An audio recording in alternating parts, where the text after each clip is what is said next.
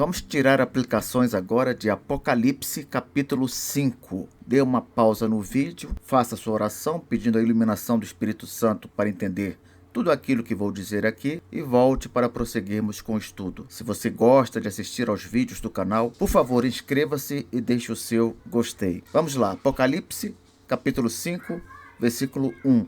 Vi na mão direita daquele que estava sentado no trono um livro escrito por dentro e por fora, de todo selado com 7 selos. Aqui João começa a descrever a visão que ele tem de Deus Pai no trono com o livro em sua mão, o livro da história da humanidade, focando especificamente naquilo que diz respeito à obra da redenção, ou seja, a intervenção de Deus na história do mundo para conduzir essa história a um fim que traga toda a glória para ele, que faça sua justiça brilhar sobre os ímpios, que coroe a sua graça como um de seus maiores atributos e que dê início a uma nova era no novo céu e na nova terra. Este livro estava escrito por dentro e por fora, querendo dizer que não há nada mais a acrescentar nele, está tudo escrito, agora só falta executar o que foi planejado ali, e somente aquele que conseguir abrir este livro poderá dar início a esse projeto que foi elaborado na eternidade passada entre as pessoas da Trindade. Versículo 2 diz: Vi também um anjo forte, que provavelmente é um arcanjo, um líder de anjos, que proclamava em grande voz: quem é digno de abrir o livro e de lhe desatar os selos? De fato, quem é merecedor de conduzir a história, de comandar todas as coisas, para que, no final, a Deus seja dada toda a glória, a honra, o reconhecimento? Quem seria digno de fazer tal coisa? Versículo 3, ora, nem no céu, nem sobre a terra, nem debaixo da terra, ninguém podia abrir o livro, nem mesmo olhar para ele. Essa expressão no final do versículo, nem mesmo olhar para ele, busca enfatizar a indignidade de todas as criaturas. Nenhuma criatura, e aqui com certeza não podemos deixar de fora todas aquelas pessoas que foram canonizadas pela Igreja Católica Apostólica Romana, visto que o texto é claríssimo: nem no céu, nem sobre a terra, nem debaixo da terra, ninguém podia abrir o livro. Versículo 4, João desabafa: e eu chorava muito, porque ninguém foi achado digno de abrir o livro, nem mesmo de olhar para ele. Note que nós temos defendido nesse estudo do Apocalipse que João via até mesmo a si próprio nas visões. Então, provavelmente, ele estava contemplando a ele mesmo, chorando muito, triste, porque ninguém se mostrava digno de abrir o livro e conduzir a história para a consumação. Todas essas palavras aqui devem nos levar a pensar que não há solução fora de nosso Senhor Jesus Cristo. Por mais que existam milhões de religiões, milhões de deuses, entre aspas, incrédulos sem fim, com suas filosofias baratas, que descartam Deus do mundo, o fato é, da perspectiva divina, não há solução na criatura, não há solução na criação. Qualquer ideia, qualquer caminho, qualquer alternativa, qualquer proposta que se limite à criação de Deus, àquilo que existe na criação de Deus, é uma alternativa em vão. A solução não está nas criaturas, a solução está em uma das pessoas da Trindade. Por isso, então, que o versículo 5 nos diz: todavia, um dos anciãos me disse. Veja só, o apóstolo João estava chorando, desesperado, e um dos anciãos, que nós sabemos representa o crente que já morreu e está no céu, ou seja, um dos nossos irmãos em Cristo, chega para o apóstolo João e diz para ele na visão: não chores, eis que o leão da tribo de Judá, a raiz de Davi, venceu para abrir o livro e os seus 7 selos. Primeira coisa a se observar aqui é que Jesus é chamado pela primeira vez de leão da tribo de Judá. E isso nos remete imediatamente a Gênesis 49, versículos 9 e 10, quando Jacó, proferindo bênçãos proféticas sobre seus filhos, diz o seguinte a respeito de Judá: Judá é leãozinho, da presa subiste, filho meu, encurva-se, deita-se como leão e como leoa. Quem o despertará? Judá aqui é chamado de leãozinho, e foi de Judá que surgiu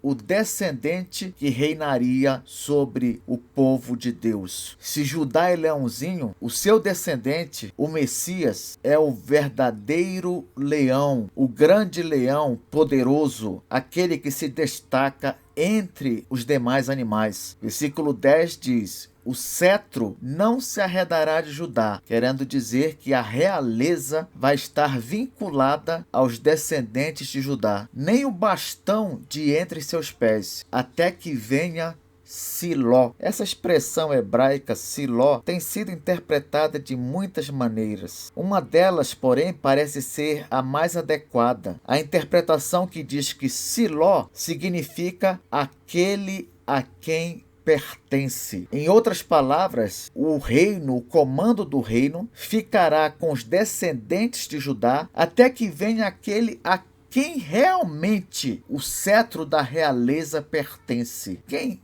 é este? Só pode ser o Messias. E o versículo 10 conclui: e a ele obedecerão os povos. Ainda sobre o leão, Provérbios 30, versículo 30 diz: o leão, o mais forte entre os animais, que por ninguém torna atrás. O leão não recua diante de nenhum animal, pois o que não lhe falta é coragem. Curiosamente, na Bíblia Viva, nós temos a seguinte tradução para esse texto de Provérbios 30:30. Veja só: o leão, rei dos animais, que nunca deixa de conseguir o que quer. Quando o leão quer uma coisa, nenhum outro animal, nem qualquer dificuldade podem impedi-lo. No senso comum, sabemos que ele, o leão, é considerado o rei dos animais. E Jesus, como leão da tribo de Judá, sem dúvida, é o rei dos reis e senhor dos senhores. Então, nada mais apropriado do que citá-lo aqui em Apocalipse. Portanto, repetindo, versículo 5: um dos anciãos me disse: não chores, eis que o leão da tribo de Judá, a raiz de Davi, ou o descendente de Davi, venceu para abrir o livro e os seus 7 selos. E quando foi que ele venceu, professor? Ele venceu quando cumpriu perfeitamente a lei no nosso lugar e deu a sua vida por nós na cruz do Calvário, oferecendo a Deus um sacrifício agradável. Tão agradável que Deus lhe recompensou com a vida eterna. Foi justamente por isso que a morte não pôde retê-lo. Ao terceiro dia, ele ressuscitou. E essa ressurreição é a maior prova de sua vitória. Sim, esse Jesus, ele venceu. Venceu para conduzir agora todos os eventos, a fim de que no final Deus seja glorificado. Jesus venceu para abrir o livro e os seus 7 selos. Versículo 6. Então vi no meio do trono e dos 4 seres viventes e entre os anciãos de pé um cordeiro como tendo sido morto. Ora, não pode haver dúvida de que este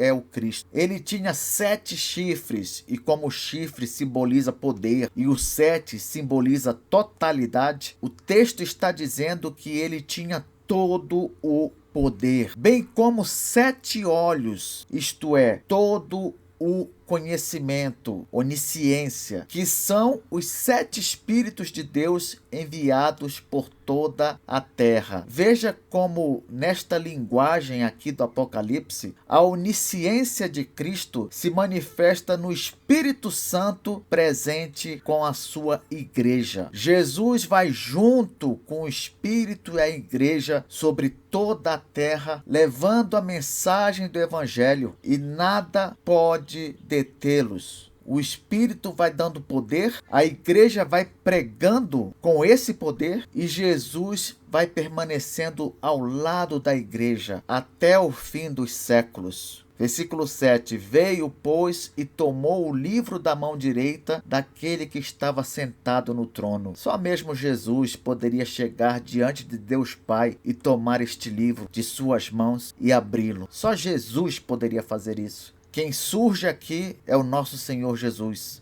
Versículo 8. E quando tomou o livro, os 4 seres viventes e os 24 anciãos prostraram-se diante do Cordeiro, tendo cada um deles uma harpa e taças de ouro cheias de incenso, que são as orações dos santos. Aqui, até mesmo os anjos se juntam aos santos ao colocarem diante de Cristo o desejo deles. Sim, certamente os anjos no céu desejam que os nossos pedidos, aquilo que nós queremos que aconteça, seja realizado pelo nosso Senhor Jesus Cristo. Nós vamos ver no capítulo 6 que os crentes que já morreram pedem continuamente justiça a Deus com respeito ao que lhes aconteceu neste mundo. E os anjos aqui, ao levarem diante de Cristo essas taças de ouro cheias de incenso que simbolizam as orações dos santos, eles demonstram com isso que concordam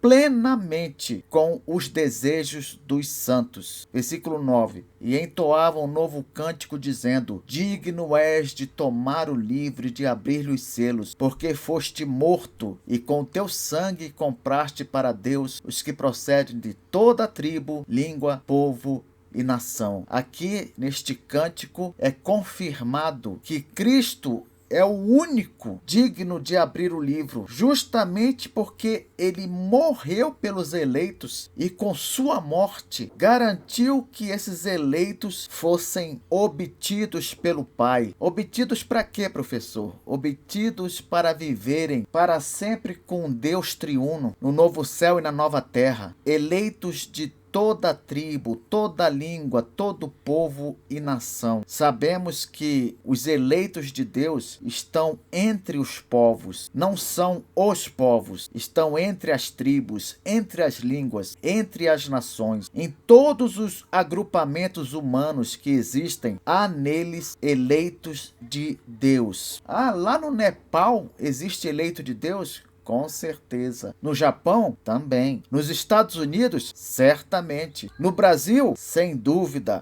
Em todos os agrupamentos humanos existem eleitos de Deus que foram comprados pelo sangue de Cristo. E Jesus não somente nos comprou para Deus, mas também, conforme o versículo 10, para Deus nos constituiu reino e sacerdotes. Fazemos parte do reino de Deus e temos acesso a ele diretamente agora. Assim como o sacerdote do Antigo Testamento tinha acesso a Deus diretamente, agora cada crente é um sacerdote. Cada crente pode se dirigir a Deus pessoalmente e se relacionar com ele. E não é só, fazemos parte do reino de Deus e também reinaremos com ele, como diz aqui o versículo. Vamos agora para o verso 11. Vi e ouvi uma voz de muitos anjos ao redor do trono, dos seres viventes e dos anciãos, cujo número era de milhões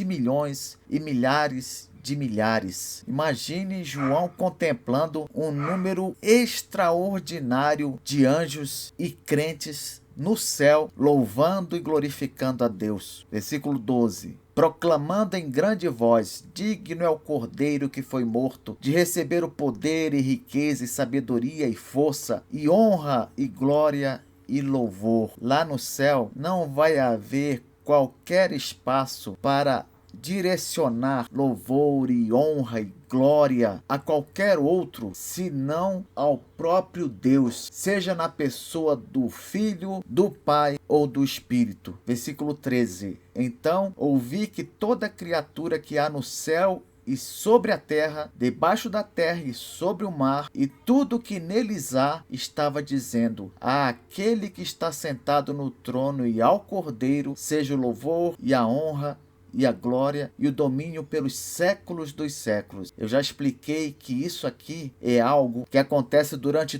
toda a era da igreja e que ninguém escapa de reconhecer o Pai e o Cordeiro como os únicos dignos de louvor, honra, glória e domínio. No caso dos demônios e dos não crentes, eles têm de fazer isso obrigatoriamente, nem que seja lá no íntimo deles, mas não podem deixar de reconhecer a mão de Deus neste mundo, o seu poder, a sua direção, o seu controle. É por isso que no versículo 14 se fecha assim: e os 4 seres viventes respondiam: Amém. Também os anciãos prostraram-se e adoraram. Amém é o que nos cabe dizer. A nossa parte é reconhecer de todo o coração que tudo está na mão de Cristo agora e que Ele está conduzindo todas as coisas com sabedoria e poder. Descansemos no Cristo.